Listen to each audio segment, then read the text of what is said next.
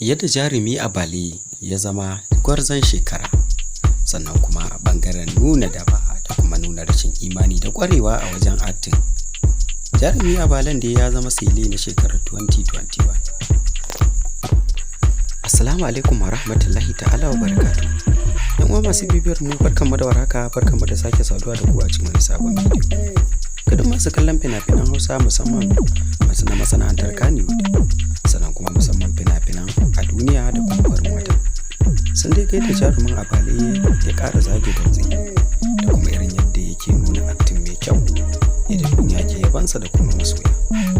Jarumin dai Abale yanzu haka yana samun yaba ta kowane bangare daga masana'antar Kannywood da kuma mutanen gari masu kallo, domin yadda ya jajirce yake ta bazo acting kala-kala. Jarumi Abalen duk wanda yanzu ya taushe Sha'ibu Lawal Kumurci ko kuma a ce ya haye karagarsa ta wajen nuna yadda da kuma acting na rashin imani.